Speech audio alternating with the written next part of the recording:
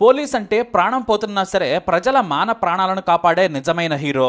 ఇదే మనకు తెలిసింది. కానీ పోలీసుల్లోనే దొంగలు, నేతల బూట్లు నాకేవాళ్ళు, లంచాలకు అలవాటు పడ్డ వాళ్లను చూస్తూ ఉంటాం.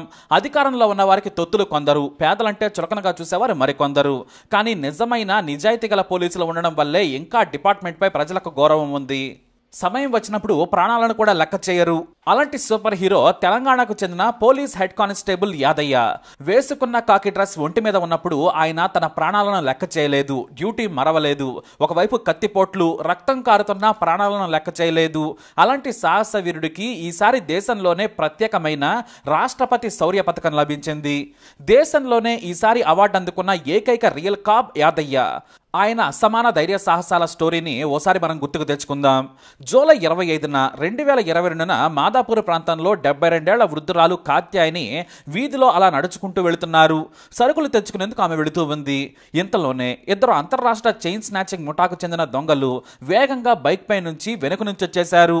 బైక్ దగ్గరకు రాగానే వెనక కూర్చున్న దొంగ కాత్యాయని మెడలోని బంగారు గొలుసుని లాగేశాడు. కానీ ఆమె తన గొలుసుని బలంగా పట్టుకుంది. ఎంత గట్టిగా లాగినా రాలేదు. మరింత గట్టిగా లాగడంతో చైన్ తెగిపోయింది. వృద్ధురాలు కింద పడిపోయింది. ఇక దొరికిన గొలుసుతో దొంగలు పరారయ్యారు. సదరు మహిళ బంధువులు సైబర్ కమిషనరేట్లో ఫిర్యాదు చేశారు. దీంతో పోలీసులు నిఘా పెంచారు. సీసీ కెమెరాలను పరిశీలించగా రామచంద్రాపురం పరిధిలోని అశోక్ నగర్ పరిసర ప్రాంతాల్లో దొంగల ముఠా తిరుగుతున్నట్లు గుర్తించారు. అంతేకాదు వీరు కర్ణాటక రాష్ట్రంలోని కలుబుర్గికి చెందిన కరుడుకట్టిన నేరగాళ్లుగా గుర్తించి అప్రమత్తమయ్యారు. అయితే ఆ ప్రాంతంలో దొంగలను పట్టుకునేందుకు సీసీఐ హెడ్ కానిస్టేబుల్ యాదయ్య, మరో ఇద్దరు కానిస్టేబుళ్లు రవి, దేబేష్లు జూలై 26, 2022న 2 బైకులపై వెళ్లారు. ఒక బైక్ ను కానిస్టేబుల్ రవి నడుపుతూ ఉండగా వెనకాల యాదయ్య కూర్చున్నారు. మరో బైక్ పై దేబేష్ వస్తూ ఉన్నారు. గల్లీ గల్లీ తిరుగుతూ శోధించారు పోలీసులు.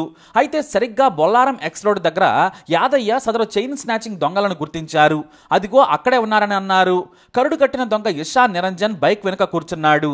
ముందేమో 19 ఏళ్ల రాహుల్ బైక్ నడుపుతూ వెళుతున్నాడు. పోలీసులను గమనించిన వారు చాలా కూల్గా వెళుతూ ఉండగా వేగంగా వచ్చిన పోలీసులు వారి బైకు అడ్డంగా తమ బైకును ఆపారు. వెంటనే యాదయ్య వెనుక కూర్చున్న ఇషాన్ నిరంజన్ చొక్కా పట్టుకుని కిందకు దిగమని చెప్పారు. మరో దొంగ పారిపోయే ప్రయత్నం చేస్తూ ఉండగా అతని వెనుక దేబేష్ రవిలు పట్టుకునే ప్రయత్నం చేస్తూ ఉన్నారు. కానీ ఇషాన్ పారిపోయేందుకు తనను పట్టుకున్న యాదయ్యపై ఒకేసారి పదునైన చాకుతో పదే పదే పొడిచాడు. అయినా సరే 21 ఏళ్ల దొంగతో పెనుగులాడారాయన. వదలకపోతే చంపుతామని పొడుస్తూనే ఉన్నాడు.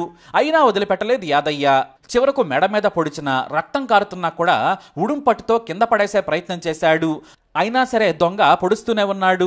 అప్పటికే 7 గాయాలైనా కూడా చివరకు దొంగను కింద పడేసి ఆ కత్తిని లాగి విసిరేశారు యాదయ్య. ఇక పారిపోతున్న రాహుల్ను కానిస్టేబుల్ రవి, దేబేష్లు పట్టుకున్నారు. అయితే పట్టపగలు నడి రోడ్డుపై దొంగ పోలీసులు పోరాడుతుంటే జనం మాత్రం అలా చూస్తూ ఉండిపోయారు. ఎవ్వరూ కూడా ముందుకు రాలేదు.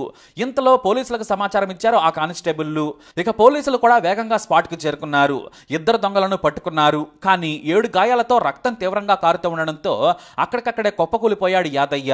వేగంగా దగ్గరలోని బేరంగూడలోని ప్రైవేట్ హాస్పిటల్కి యాదయ్యను తరలించారు. అయితే ఈ విషయం అప్పటికే సోషల్ మీడియాలో వైరల్గా మారింది. దొంగ కత్తితో పొడుస్తున్న పొట్టలో మెడపై కత్తిపోట్లైనా కూడా దొంగను వదలని సూపర్ పోలీస్ అంటూ వార్త ప్రసారమైంది. ఇక నాటి స్టీఫెన్ రవీంద్ర సార్ వెంటనే కానిస్టేబుల్ యాదయ్యను పరామర్శించారు. మెరుగైన చికిత్స కోసం ఏఏజీ ఆసుపత్రికి తరలించారు. ఎంత ఖర్చైనా పర్వాలేదు, యాదయ్యను బ్రతికించాలని డాక్టర్లకు సూచించారు సిపి స్టీఫెన్ రవీంద్ర సార్. మరోవైపు ఈ దొంగల ముఠ ఎస్ఆర్ నగర్లో ఓ ఇంటిని అద్దెకు తీసుకున్నారని విచారణలో తేలింది. వారి ఇంట్లో సోదాలు చేయగా నాటు తుపాకులు పోలీసులకు దొరికాయి. వీరు గొలుసు దొంగతనాలే కాకుండా ఆయుధాలు కూడా అమ్ముతున్నట్లు తేలింది. వీరిని ఘరానా ముఠాగా గుర్తించి మిగతా వారిని పట్టుకునేందుకు ప్రత్యేక టీములు రంగంలోకి దిగాయి. అయితే యాదయ్య పరిస్థితి కాస్త విషమంగానే మారడంతో డాక్టర్లు ప్రత్యేక శ్రద్ధ తీసుకున్నారు. 7 చోట్ల బలమైన గాయాలయ్యాయి. ఛాతీ, వీపు, మెడ, కడుపులో గాయాలు కావడంతో 3 సర్జరీలు చేయాల్సి వచ్చింది. అయితే ఈ యాదయ్య మనసంతా కొడుకు మీదే ఉంది. ఆ మరునాడు తన కొడుకు ఎంసెట్ పరీక్ష ఉందని గుర్తుకొచ్చింది. తనకు ఫోన్ కావాలని నర్సును అడిగారు. కానీ మీరు ఈ పరిస్థితుల్లో మాట్లాడకూడదు, మెడకు సర్జరీ అయిందని చెప్పారామె.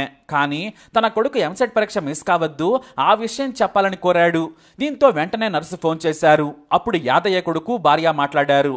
నేను పరీక్షకు సురక్షితంగా వెళతాను నాన్న, నువ్వు ధైర్యంగా ఉండు, మా గురించి దిగులు వద్దు, పోలీస్ అధికారులు మాకు సాయంగా ఉన్నారని చెప్పారు. దీంతో యాదయ్య దిగులు పోయింది. అప్పుడే అతనికి అసలు సంతోషం వేసింది. ఇప్పటి వరకు నా కొడుకు పరీక్ష ఎక్కడ మిస్ అవుతాడా అని భయంగా ఉండేదని చెప్పి అక్కడ నుంచి నిబ్బరంగా పడుకున్నారు ఆయన.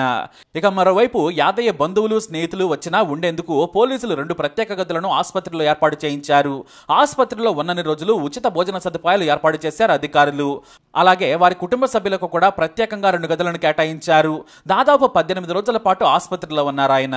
పూర్తిగా కోలుకున్నాక డిశ్చార్జ్ చేశారు. అయితే 3 నెలల పాటు ఎలాంటి బరువులు ఎత్తద్దు, ఆయాసంతో కూడిన పనులు చేయొద్దని డాక్టర్లు సూచించారు.